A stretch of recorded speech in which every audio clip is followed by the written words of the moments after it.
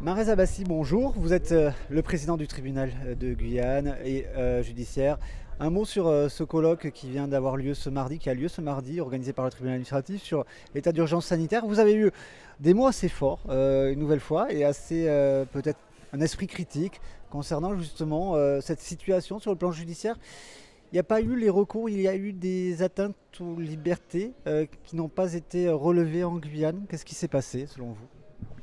Alors nous avons vécu un moment exceptionnel, pas seulement en Guyane, dans toute la France. Et aujourd'hui, ce colloque a pour but essentiellement de prendre de la hauteur et de regarder la vérité en face. Cette vérité, avec un peu de recul, démontre une chose. C'est qu'il y a eu des victimes que nous pouvons tous déplorer. Et l'une des victimes également, c'est l'état de droit. L'état de droit a été à certains égards maltraités, puisque pendant des mois, nous n'avons pas été en mesure de faire en sorte que les libertés individuelles et que notre capacité à assurer les grands principes du droit soient respectés.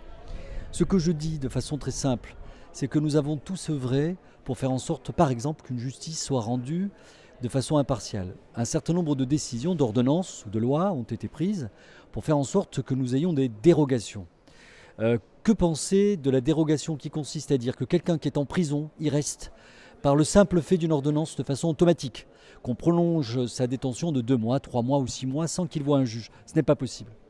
Quand c'est passé, quelques voix seulement se sont érigées, dont notamment les juges judiciaires. Aujourd'hui, on nous a donné raison, puisqu'un certain nombre de grandes décisions du Conseil d'État ou de la Cour de cassation ont fait qu'on nous dit « vous aviez raison, il fallait passer devant un juge ».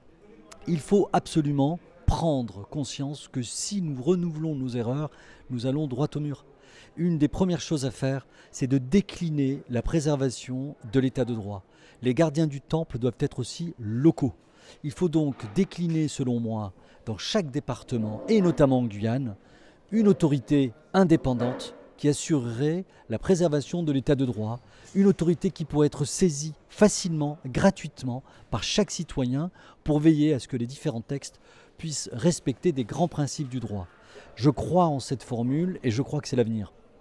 Oui, parce qu'en fait, le préfet, là vous vous posez en faux par rapport à ce qu'a évoqué le préfet tout à l'heure, qui avait été interrogé sur le fait qu'il n'y ait pas eu de recours, par exemple, contre les confinements du week-end. Le préfet a expliqué, Thierry Kefelec, que le fait qu'il n'y ait eu aucun recours, c'était finalement la preuve du succès de cette mesure et de sa légitimité, de son acceptation. Vous vous posez en faux, en fait, dans ce que vous dites, c'est pas tout à fait la même chose.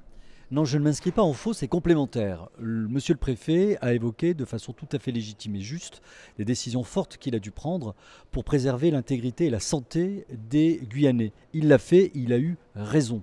Ce que j'évoque, moi, c'est qu'en parallèle de cela, pour des raisons économiques, pour des raisons juridiques, il y a des entreprises, mais il y a aussi des familles qui n'ont pas pu faire valoir leurs droits. Il y a aussi des personnes qu'on a isolées pendant des jours et des jours quand ils sont allés en métropole, juste parce qu'ils arrivaient de Guyane.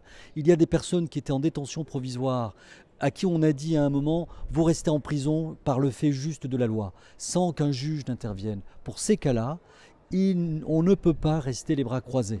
Et la seule solution pour aider aussi le préfet, parce que c'est un soutien et pour le préfet et pour tout le monde, c'est qu'il faudrait qu'il y ait une autorité à part qui puisse avoir un œil critique sur les décisions. On ne peut pas demander au préfet d'avoir un œil critique alors qu'il est aussi, le réceptacle et le représentant de l'État.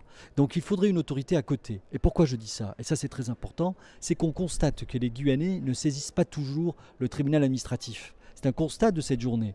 Donc pour pallier l'absence de cette saisine, il faut une autorité qui soit facilement identifiée et capable gratuitement de travailler aux côtés des citoyens. Et cette autorité, elle serait mise en place comment et sous quelle autorité, en lien avec qui finalement? Indépendante, mais avec composée de qui? Par quoi? Il existe un défenseur des droits. Personne ne s'est posé la question de l'existence de ce défenseur de droit. Le défenseur de droit, il est là pour aider les uns et les autres. Il doit exister une autorité garante de l'état de droit. C'est-à-dire une autorité qui serait capable, très simplement, de recevoir un Guyanais qui ne serait pas content ou qui contesterait l'existence même d'une règle, d'une décision. Je ne peux pas prendre l'avion. On me demande de m'isoler. Je ne peux pas me rendre dans tel lieu.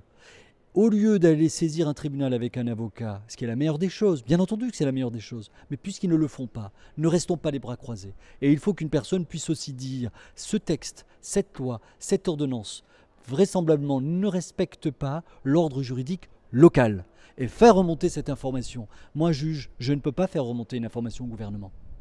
Le tribunal administratif ne peut pas faire remonter une information au gouvernement. Mais cette autorité pourrait le faire avec une indépendance totale. On ne dirait pas d'elle qu'elle est soumise au pouvoir central. On dirait juste qu'elle serait aux côtés d'eux. Merci beaucoup. C'est une proposition concrète, mais est-ce que vous avez formulé avec d'autres personnes? C'est une idée qui est lancée ou c'est plus avancé que ça? Alors c'est une idée avancée, construite, que j'espère pouvoir exposer au Parlement, puisque le bâtonnier Lingibé a organisé un événement extrêmement intéressant à Paris. Il en parlera bien mieux que moi sur l'état de droit en Outre-mer. Et à cette occasion, nous avons convenu de développer, et j'espère pouvoir aussi développer cette idée de façon très concrète. C'est une idée qui est avancée, et je crois que, encore une fois, nous devons faire preuve d'originalité, mais aussi nous devons sauver notre état de droit qui a extrêmement souffert en Guyane. Merci beaucoup. Marez Abbassi, président du tribunal de Guyane. À bientôt.